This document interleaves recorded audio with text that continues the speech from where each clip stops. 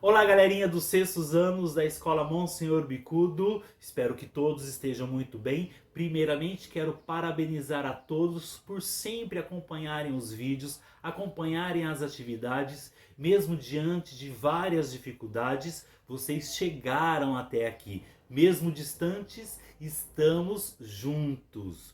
Como vocês já sabem, o quarto bimestre está iniciando. E então sejam sempre todos bem-vindos. O objetivo do vídeo de hoje é apresentar a sequência de atividades que vocês vão encontrar no Google Forms desta semana. O mesmo tema vocês também vão encontrar na sequência de atividades aqui do Aprender Sempre, que já está sendo distribuído na escola. Se você não foi buscar a sua, corre lá que ainda dá tempo.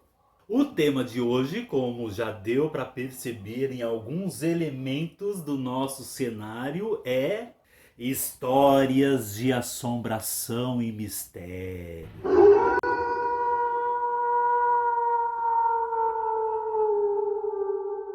Vocês vão ver a estrutura própria que compõe o gênero narrativo história de assombração. Também reconhecer o discurso direto e indireto presente em um texto, identificar a elocução verbal, reconhecer o foco narrativo, analisar a linguagem não verbal e tantas outras coisas. Bora lá então! As histórias de assombração têm como primeira característica marcante os detalhes da cena. Os autores sempre vão trazer ali no texto, detalhadamente onde se passa aquela cena. Observe essa imagem, ela traz vários elementos visuais que chamamos de linguagem não verbal. Todos esses elementos ajudam a compor o quê? Aquele ar de mistério, de terror, de assombração. Então a gente observa vários elementos não verbais, As cruzes, a lua cheia, os galhos secos, olha a escuridão, a neblina. Tudo isso ajuda a compor, esse ar, misterioso, de suspense, de terror. Os personagens das histórias de assombração podem ser sobrenaturais, assombradas, monstros, vampiros. Observe este personagem central nesta imagem, um gato preto. E este gato preto combina mais com uma história de contos de fada, uma história de aventura, um livro de receitas ou uma história, um conto de mistério. Claro, um conto de mistério. Porque o gato preto, a figura gato preto, sempre foi associado à superstição, crendices. E isso teve início lá na Idade Média, onde se associava o gato preto como sendo o animal de estimação preferido das bruxas. Isso tudo é lenda, não é mesmo, galerinha? Mas o importante é que a figura, o personagem gato preto serviu para compor, ilustrar vários contos, Este aqui, personagem principal, o Gato Preto, do escritor Edgar Allan Poe. Esses autores sempre vão adiar algumas revelações. Isso serve para manter aquele ar de mistério, de suspense na história. E também, claro, para prender a atenção do leitor. Uma outra característica é a linguagem utilizada. As palavras com ar de mistério também. Olha só esse texto. Meia-noite, cansado e com sono. Lá estava eu andando pelas ruas sujas e desertas dessa cidade. Minhas únicas companhias eram a lua e alguns animais de vida noturna. Num canto havia um cão e um gato, tentando encontrar alimentos, revirando latas de lixo. Em outro ponto da rua, ratos entravam e saíam de um esgoto próximo à padaria da esquina. Eu estava tentando lembrar por que havia saído tão tarde do emprego quando ouvi uns passos atrás de mim. Olha só essas palavras. Meia-noite, ruas sujas e desertas, lua, ouvi uns passos atrás de mim, animais de vida noturna. Agora eu vou ler um conto para vocês deste livro aqui, que é lá da sala de leitura da escola. Ah, e por falar em sala de leitura da escola, já entraram no Padlet desta semana. O professor Nelson postou vários contos de assombração. Entrem, façam a leitura, dá um like, comentem. Vamos lá para o conto. O Quilo de Sal. Pelo título, o que vocês esperam encontrar num conto chamado O Quilo de Sal? Dizem que, se você quer conhecer um lobisomem desencantado, é só oferecer a ele algo para buscar no dia seguinte. Ele virá, como homem. E foi exatamente isso que fez o Benedito Pereira. Como é de feitio das pessoas da roça, ele tinha alguns cachorros que vigiavam a casa e as criações durante a noite. Lá pelos sertões de Redenção da Serra, existem vários perigos que rondam as moradas depois que o sol se põe. Onças pintadas, sacis, cachorros do mato, assombrações, cobras e outros animais peçonhentos.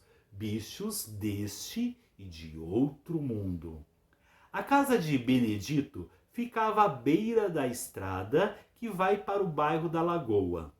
Numa noite que até então estava tranquila, a cachorrada começou a correr e a fazer a maior barulhada.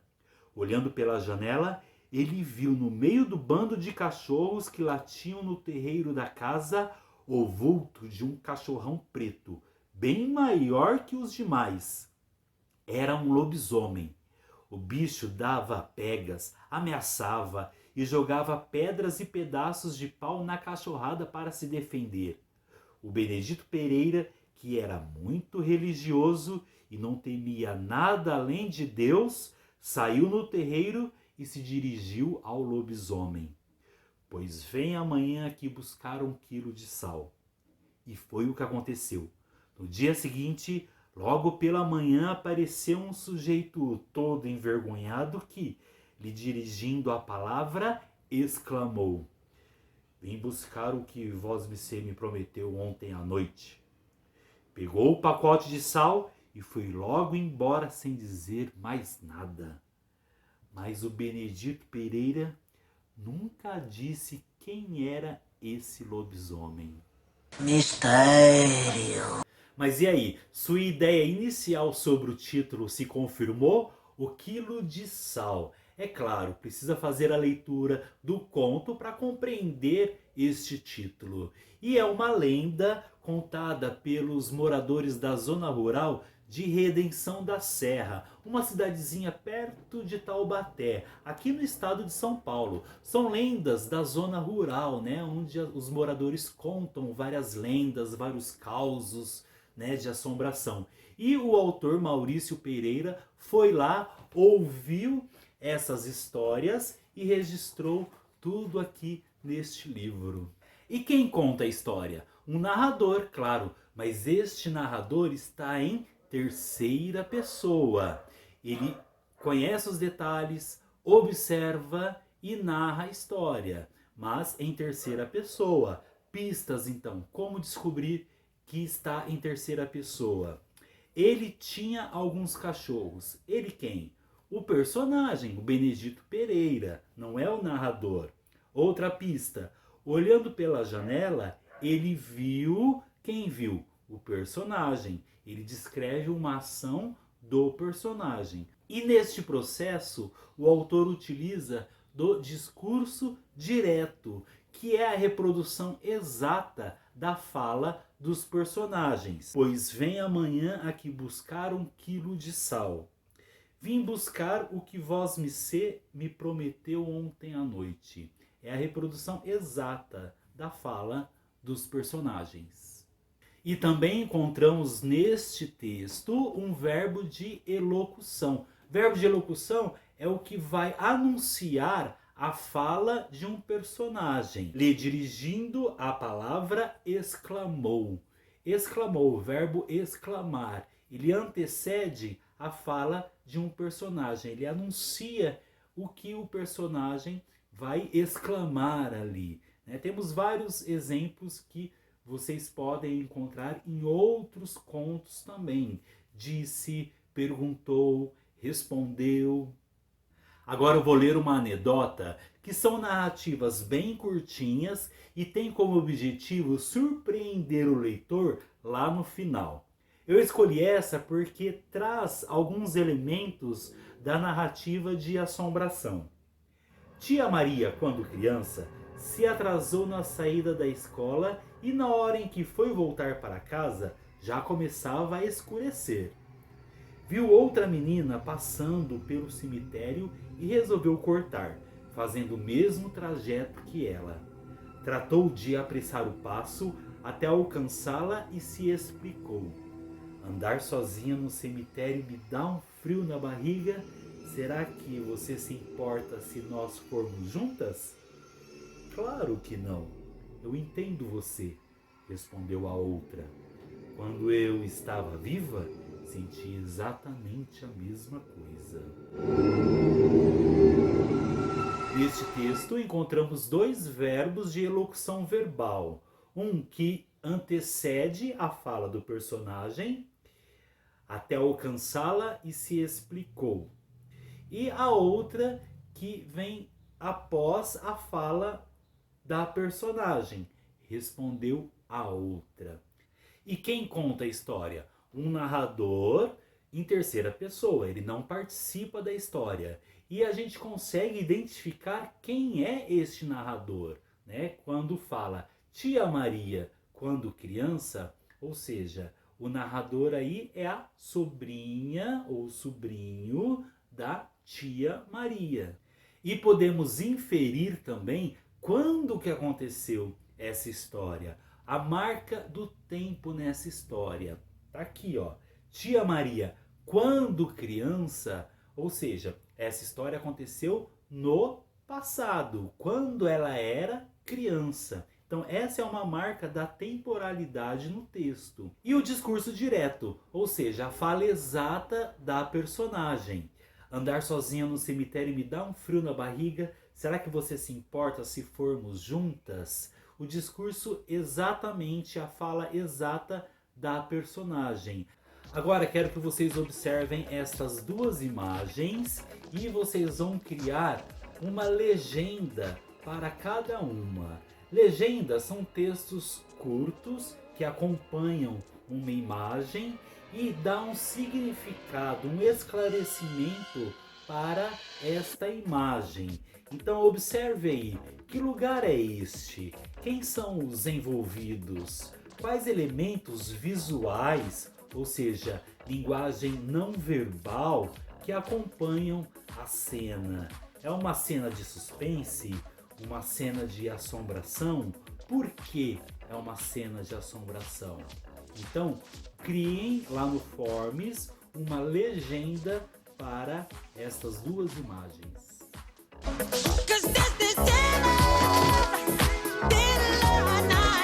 Então, como última tarefa desta sequência de atividades, quero que vocês produzam um texto, um pequeno relato que aconteceu com vocês ou com alguém conhecido sobre alguma assombração, um caos de mistério. Eu mesmo teve um dia que aqui em cima eu comecei a ouvir uns barulhos de uns passos. Quem está aí? Outro gato! No final era um gato. Não sei a cor desse gato, né? Se era preto, que cor que era. Mas que eu levei um baita susto, eu levei. Ok? Então vão lá, escrevam. Eu quero saber da história de vocês. Quem sabe dá até para virar um conto. Agora, para fechar, eu vou ler alguns comentários que vocês me enviaram lá pelo Google Forms. Este aqui, Gabriela Martins, 6º ano B.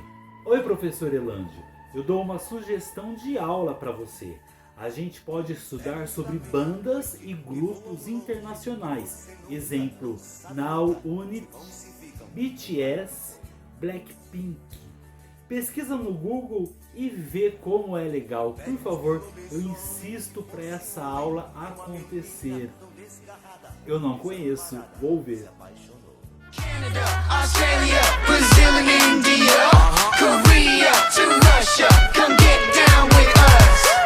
I got a feeling that I cannot let go.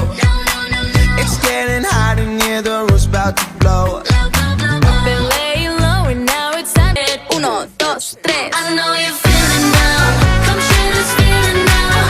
Live in the moment now. I wanna hear you say that you can feel it now. Rafaela Vieira, 6º ano D. Sim, eu achei muito bom. Você faz os personagens. Isso que deixa ficar tudo mais legal. Os edits fica muito bom também. O personagem de hoje, um gato preto. Breno dos Santos, 6º B. Professor, só continua sendo esse professor legal que o senhor é. Abraço. Um abraço para você também, Breno. Cauã Henrique, 6º ano C. Estou com saudades das aulas presenciais. Mas também, Kaique, 2021 tá logo aí. Já já vamos estar todos juntos.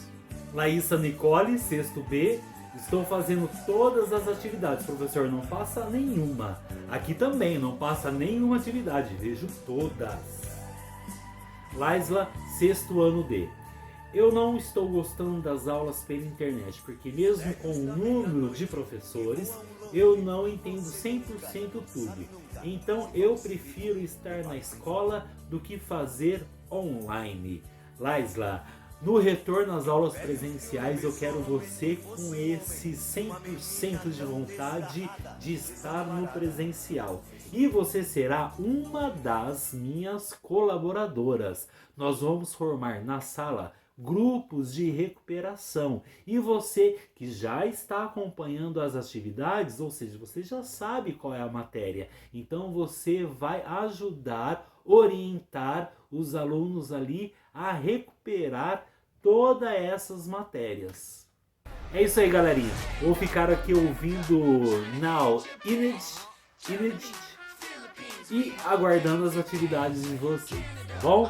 Um grande beijo no coração. To Russia, come get down with us.